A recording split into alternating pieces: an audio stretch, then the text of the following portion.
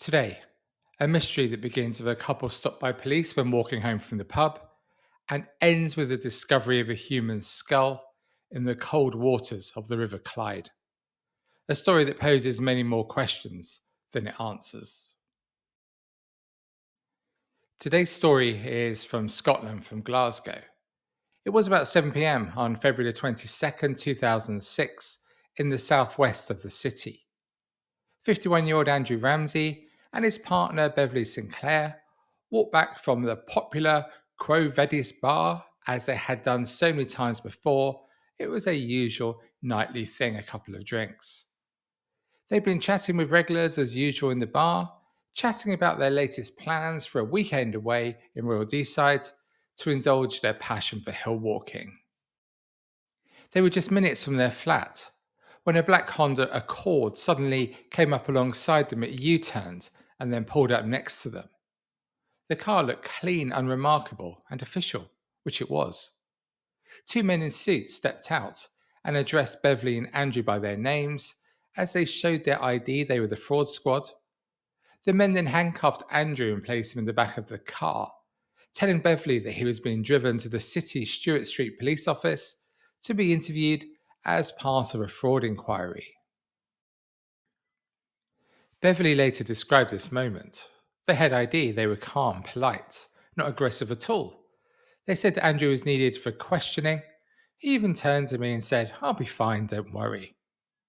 But when Beverly called the police station at 11 p.m., officers said they had no record of his arrest. No car had been dispatched, and no record existed of any fraud investigation involving Andrew. This wasn't a misunderstanding, it was an abduction, executed cleanly, confidently, and without struggle. But why? Detectives looked more into Andrew Ramsay and just why anybody would have wanted to take him. Andrew was, on the surface, an ordinary man. He was 51 years old, he lived his life quietly, he loved football and hill walking, and he'd worked at several accountancy firms and was well known among local professionals due to his specialism of working with small and growing companies. His family described him as mild-mannered and friendly. At the time of the abduction, Andrew had been with Beverly, a hotel receptionist, for 9 months, and he was in the process of divorcing his wife of 25 years, Eleanor, with whom he had grown up children. This had been his second marriage. Andrew had been under scrutiny from the authorities in previous years. In the weeks before he disappeared, he'd been interviewed 5 times by HM Customs in relation to an ongoing investigation into his potential involvement in a £500 million VAT fraud. This was in relation to the work he did for Glasgow mobile phone company Diginet, who he worked for in 2004 and 2005. Andrew wasn't charged with anything, but those interviews indicated that he knew more than he let on, and he was clearly concerned. Telling close friends he even feared for his life, saying, "I think I could be in trouble. I'm in too deep and know too much." Whilst working for Diginet, Andrew had lived in Belgium and shared a home with a former model, Maric. In an email sent to her weeks before he vanished, he said, "I'm going abroad and won't be able to speak to you for a few months." And his friends who owned a guest house in Belgium told police they thought he was very caught up in the murky world of money laundering. There were also rumours that Andrew had accumulated significant personal debts, gambling, failed investments, shady loans. His former partner again told detectives Andrew wasn't just in debt, he was desperate and he was scared. He used to say, "If something ever happens to me, don't believe it was an accident." She told how he was always looking over his shoulder wherever he went, adding, "He said there were people from Dubai looking for him. He told me he was afraid he might be killed by these people in Dubai." And detectives discovered that just days before he disappeared, Andrew had tried to get a £150,000 loan by remortgaging Beverly's home without her knowledge. When there was still no sign of Andrew a few days later, the investigation really swung into action. Officers canvassed the area. CCTV footage from surrounding streets was reviewed. Witness appeals were launched, but the trail was shockingly cold from the start. There were no CCTV images of the car, no fingerprints on the pavement, no neighbours who saw the approach, no mobile phone signal from Andrew after he got in the car. Nothing.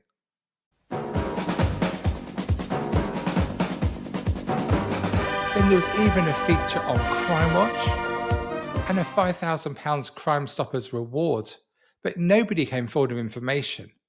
This was surprising, as in the area at the time, it was busy. There were football fans travelling to Rangers' Champions League match against Villarreal at Ibrox, and there were also shoppers from a nearby supermarket. But the two men disappeared with Andrew, unseen.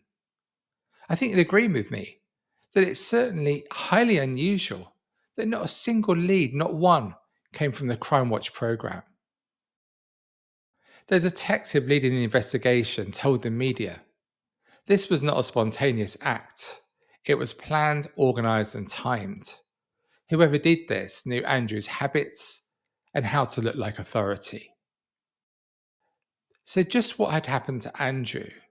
There were, as always, a number of suggestions circulating. Let's go through these.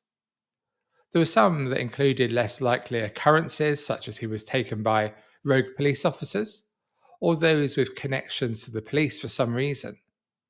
This could explain, it said, the lack of urgency that seemed to be shown when he disappeared, and the lack of CCTV or other witnesses to the crime. Or was Beverly's account even correct? After all, she was the only person that saw this happen, and the lack of any witnesses at all is baffling. Or there were whispers that he was due to appear as a witness for the Diginet situation. At the time, there was no trial planned, it was still an investigation. But some say that he was eliminated to stop him potentially giving evidence as a witness. Custom sources told the media that not hearing his evidence wouldn't have been enough to cause the trial to collapse. The MD of Diginet was questioned about Andrew's disappearance, but he denied any involvement, and he said that Andrew was fired purely for incompetence. But the two main theories appeared to be as follows. Number one, Andrew had staged his own disappearance. This was considered. Was Beverly a part of this too, which could explain why there were no witnesses? Police insiders said this was quickly dismissed, as his personal accounts remained untouched, his passport was left behind, and his mobile phone and bank cards were never used again. Secondly, was this the action of organised crime? Andrew's debts and connections to questionable business dealings make this the most likely explanation, I suggest. He may have owed money to someone powerful. He may have known too much about money laundering operations. He may have been silenced. A fake police abduction fits with the MO of criminal enforcement groups who use the illusion of authority to grab people without resistance. The investigation was scaled down as the weeks turned to months. But then 15 months later, in April 2007, a fisherman trawling the waters between Largs and the Isle of Cumbrae off the west coast of Scotland found a human skull tangled in his nets. This location is about 30 miles west of where Andrew disappeared from. Forensic analysis confirmed it belonged to Andrew Ramsay. It had been in the water for several months, possibly since shortly after his disappearance. No other bones or traces of Andrew were recovered. And the skull itself showed no evidence of trauma. There was no bullet wound, no fracture, no DNA from another person. Essentially offered no clear indication of how Andrew had died. Police sources are reported as saying that they believe that Andrew was taken by boat and dumped in the Clyde. Of course, his family left wondering just what happened from that moment he was abducted.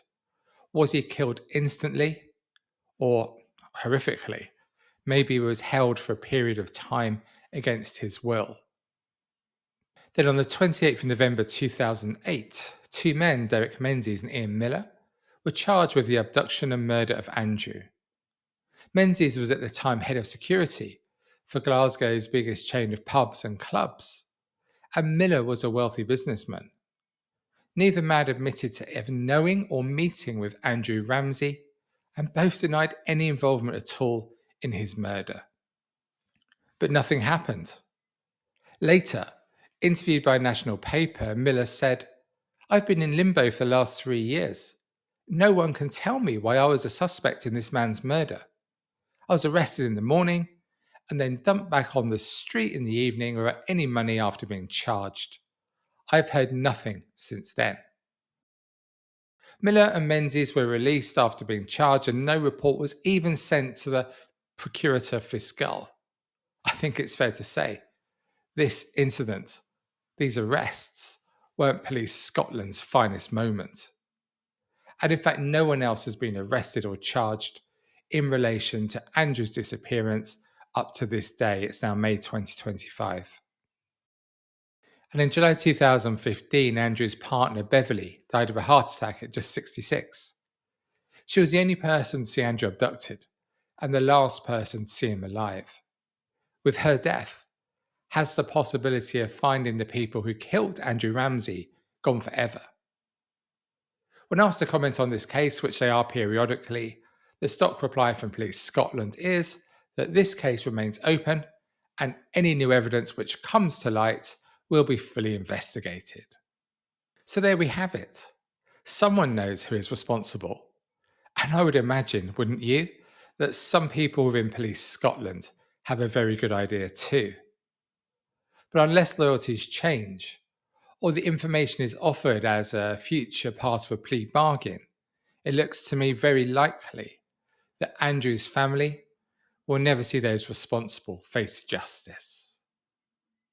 I hope you found this video of interest. If so, please do watch one of my others. Until next time, I've been Adam Lloyd.